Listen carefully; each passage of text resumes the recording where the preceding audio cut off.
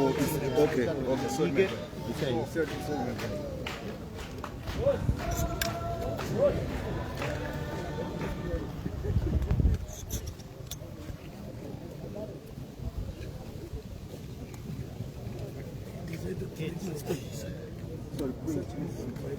I'm up. Yeah, now I just went up now. Just trying to find a way. Couldn't find the place. I went up. I think it's okay. Okay. I thought I was. I'm up. Is about to arrive.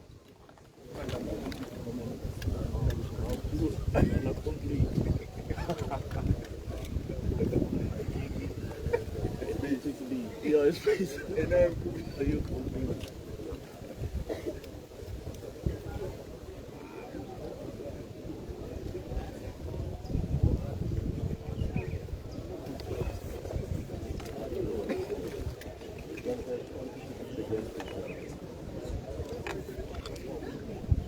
Are we good?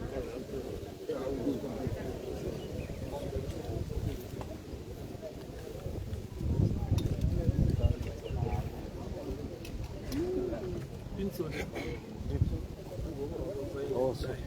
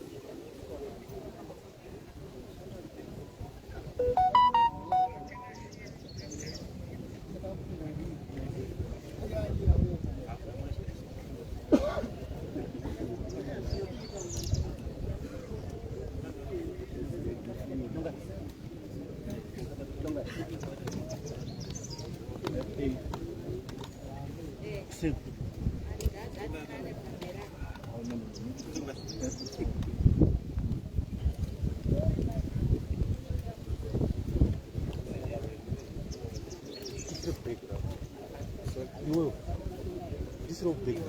Big. Ini big gitu. This rope big.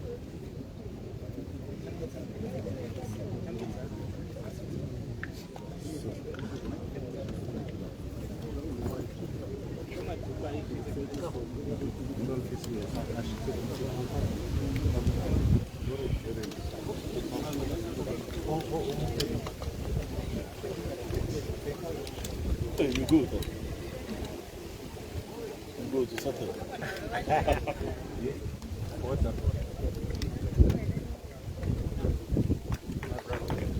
I'm gonna go there. It's coming now.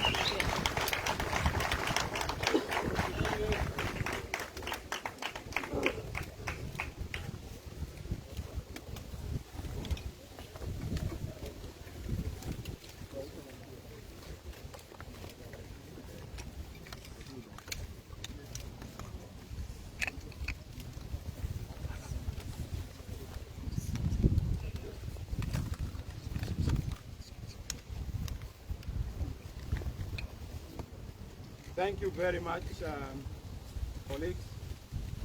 First of all, I want to start by apologizing. I hear that there was a problem with the venue. It's just to depict the kind of challenges we have in this country, that you always struggle to even secure a venue. I'm told that most of the hotels have been threatened and have been put on notice that if you are going to tolerate the CCC, and in particular Mr. Chamisa, in his program, there will be trouble.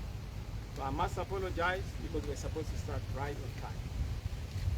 Colleagues, ladies and gentlemen, fellow citizens, I come to you on this wonderful afternoon to deliver my statement following the erroneous, criminal, illegal, SEC announcement of a false result that confirms Mr. Mnangagwa as the leader of our country. I must say that, fellow citizens, fellow Zimbabweans, you voted, and you voted overwhelmingly for change, even against or something that has never happened in the history of our country, that we are forced to embark on night vigil as the way to cast your vote. But I would like to thank all of you, citizens of Zimbabwe, and the citizens of the world, particularly the citizens of Zimbabwe. You showed resilience, patience, commitment, and calmness, even in the face of unparalleled provocation. I'd like to thank the many Zimbabweans who sacrificed a lot in resources, particularly from the diaspora, South Africa, Botswana, Namibia, and from across the whole world, to just come and cast your vote. You carried this campaign. Colleagues in the diaspora were and continue to be the source of our funding. You carried our budget, and we're so proud that you provided the resources for the polling agents, for the polling processes, and even for our own campaign. Thank you for your commitment. Fellow citizens and citizens of the world, we stand here in the aftermath of a highly contested election, of an election that all observers from across the board, all observer missions without exception, have rightly described as an election that is so damaged in reputation and that is so fraudulent in characterization, that falls short beneath the requirements of the Zimbabwean Constitution, the electoral laws, and the guidelines of our regional, continental, and global bodies. However, despite all these obstacles and impediments, these abuses, this election also unleashed a wonderful moment, a surge in resilience and hope from you, the Zimbabwean people. Some of you walked for dozens of kilometers. Some of you waited outside the polling station for dozens of hours, and often without food or water. Some of you braved illegal intimidation and threats that no free person should have been subjected to or could endure. I also want to particularly note that one Zimbabwean died in the queue as he waited to vote in Warren Park. May he so rest in peace. I honor that legend. It must never happen in a proper democracy that a person would perish on account of wishing and wanting to exercise their vote. But guess what? You endured, particularly in Harare, in Bulawayo, and in Manicaland, areas and regions that are perceived to be a stronghold. Voting was suppressed. They didn't want you to vote.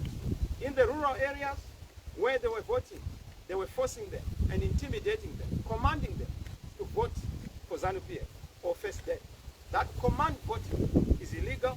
That command voting shall be challenged. I can tell you of Nyanga North, where you had over 3,500 assisted voters. That has never happened. ZANU-PF had their own primary elections. There was not a single assisted voter in that primary election. And guess what? 5,000 people voted. Now, over 15,000 people voting, but 3,500 assisted voters. Why are they assisted voters? Because they were forced to say, go and tell those who are conducting the polling that you are not able to read or write and you can't vote for yourself. So that we vote for you, we don't trust you. Those votes are votes that would ordinarily have gone to the alternative. Must say in a nutshell, what I've said, ladies and gentlemen, the election process in Zimbabwe was shamelessly flawed, violated the Constitution of Zimbabwe, as well as the electoral laws of our republic. There was therefore an illegality and criminality in the conduct of ZEC and all the polling officers and officials that were involved. The election process was fraught with unprecedented illegality, irregularities, and encyclopedic opaqueness and forces of darkness, particularly FALS, which has become a spooky, ghosty, and shadowy organization that takes instructions from those spooky headquarters. The election process itself fell far short of the SADC guidelines on elections and international electoral guidelines. And you know that this was a pronouncement of the observer missions, and we concur with that observation. Notwithstanding all this, you voted for a president of your choice. You voted for a representative of your choice at parliamentary level and at council level. And I want to thank you and congratulate you for that resilience, particularly across the whole country, especially in the urban areas and in the rural areas. There are people who are so courageous. They stood and they were able to stand toe-to-toe to the intimidation of FARC and other institutions like ZANU-PF, the terrorist organization, to be able to cast their vote. It was like a war zone. It was like a situation where they have to brave it, particularly in circumstances of intimidation and terror. Let me say that the Electoral Board, ZEC, regrettably and once again failed to perform its constitutional mandate by not announcing the correct and the accurate results. Notwithstanding the flaws of the election, genuine results should have been announced. And we have the genuine result because we are working on the V11. But they used the V23, and the result from the V23 is not tallying with the results on the V11, particularly for the president, showing you that it was a doctored, it was an iron data configured by FARC, because the results from the polling station were transmitted to the FARC headquarters via the presiding officer. And this is common cause. And that became our biggest problem. I've listened, I've watched. Some people are saying, well, there are no V11s. V11s are there. We deployed across the whole country. We were sufficiently represented, even though some of our polling agents were chased away, intimidated, and violated, particularly in Mashonaland Central and Mashonaland East, because those are terror zones where people don't exercise their vote. In fact, in Mashonaland Central, I was getting testimonies that people were saying, we did not vote. It was not an election. It was a coercion. So we are still waiting for an election. This one, we're just coerced to vote for ZANU-PF. So it is important that whoever is to sit on the throne of government in this country is aligned in legitimacy. And this can only be achieved through respecting what the people voted for, even in an unfree and unfair election such as this one. But more importantly, we want to resolve permanently, comprehensively, and eloquently the problem of disputed elections in Zimbabwe. Until we resolve this issue, we will continue to have a cycle, a vicious cycle of disputed elections. But for us to be able to move forward, we need to find a permanent answer to electoral reforms going forward, so that elections mean peace. Elections mean credibility. Elections mean legitimacy. As we speak, elections mean war. Elections mean intimidation. That cannot be a civilized affair.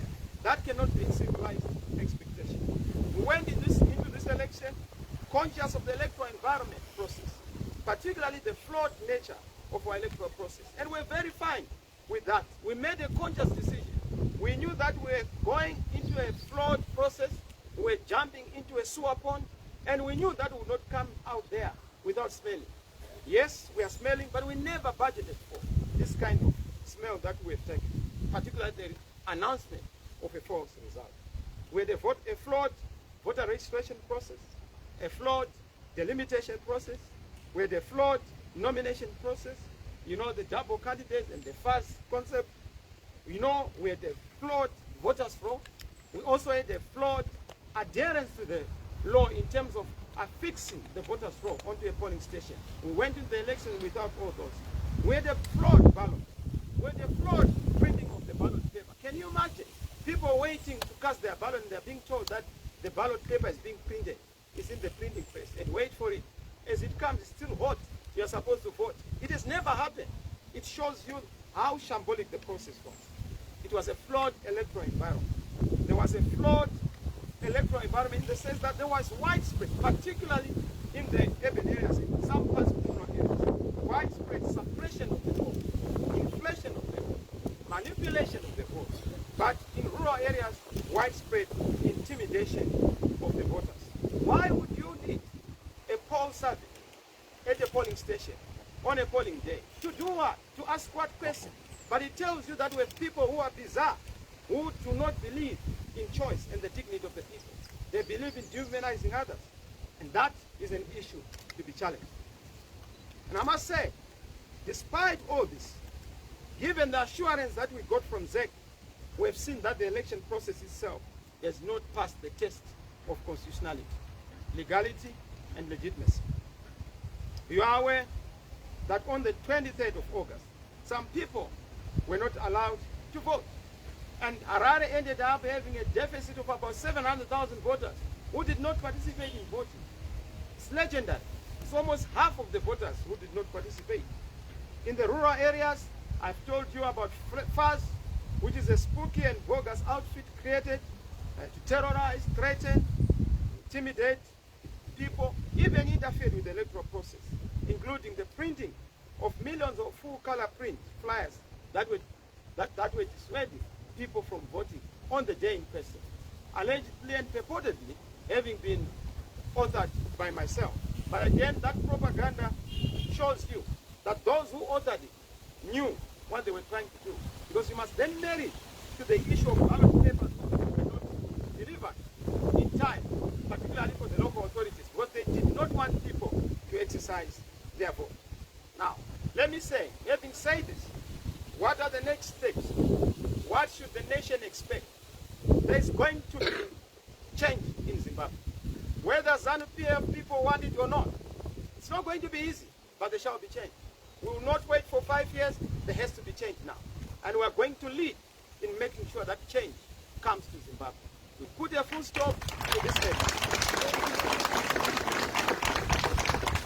Whatever it takes, we must provide leadership. Mr. Mnangagwa knows that he has performed a coup since 2008, a coup on the ballot, 2017, a coup on the elected leader, 2018, a coup on the ballot. He has repeated again, 2023, a coup on the ballot. You can't survive this for far too many times. This time, no further. We've drawn a line in the sand. We will not allow you to abuse people. You are not the last Zimbabwean. You are not the only Zimbabwean. We are all Zimbabweans. We all count. We all matter. And we will make sure we take our stand and we defend democracy. Of course, as I have said, the next steps in the light of the above, it is clear that we are rejecting the election as a sham, the result. The process itself, we disregard it, and it's in line with what the SADC observers have said. We reject this sham result and flawed process based on the disputed figures. We have our V11s. I'd asked our teams to bring those V11s. I'm not so sure if they're here so that you would see them. We've brought V11s from across the whole country, and those V11s are going to be the basis of our assertion. We have won this election. We are in the lead. We are even surprised why Mr. Mnangagwa has been declared, the leader, because he's not. From the V11s we are ahead. But if you look at the V23, Mr. Mnangagwa mysteriously and miraculously then declares the 52%, which is not backed by facts. Even if you look at other candidates who have then been given votes, it's because it has been engineered elsewhere. It's iron data, doctored data, man-made data that is not reflecting the reality of what the people have said on the ground. As far as we are concerned, a credible election must be declared and honored. A legitimate government and a legitimate president for everyone must be put in place and must be supported. Your vote must count. Because some will say, but how are we going to do this? We have 1 million tools at our disposal to achieve our end. We will not repeat the mistake of 2018. We want to make sure that we put finality and full stop to all this tomfoolery game. Enough of shenanigans, enough of these antics and tactics, and we want to start a new chapter of happiness, of progress, of prosperity in this country. My fellow citizens, do not worry. What you are seeing is the end. It's the beginning of the end. They may try to stop you. You are unstoppable. They may try to frustrate you. You are unfrustratable. Keep the hope. Freedom is coming. Change will happen. We serve a good God. That is his style. He comes in miracles. He will do it for us. I know there are others who are doubting, but the end is nigh. I encourage the Church of Zimbabwe, intercessors across the board, across the world, please pray for Zimbabwe as we go into these decisive steps to make sure that we fix aright our country and we restore democracy, legitimacy, peace, sanity, respect of each and every citizen. I ask you leaders, I ask you change champions, I ask you citizens, leaders in the various communities, to be vigilant, to ensure that together the voice of change rings loud. Your voice and your effort shall not be disregarded. We shall not allow that. Let us come together and defend our voice, defend our efforts, defend our liberation ideals. One man, one vote. It must happen, it will happen. I ask you, as I ask, to know that our God has remembered us. Africa, do not leave us, particularly our fellow brothers and sisters in the region and on the continent. We count on your solidarity as we seek to resolve this political crisis, the emerging electoral crisis. I know God has remembered us. Help us in this remembrance and this last month. God bless you. God bless you, Mama. I thank you.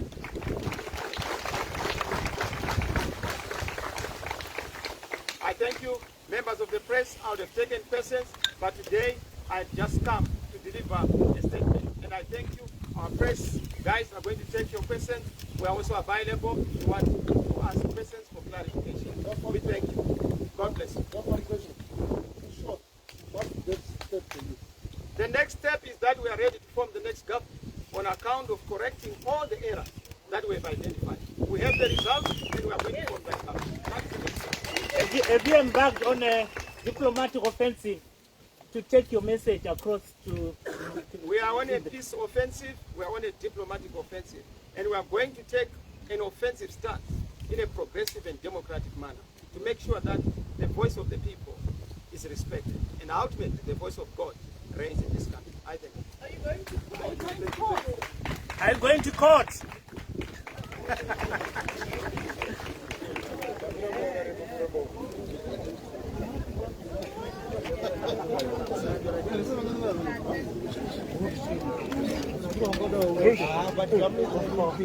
But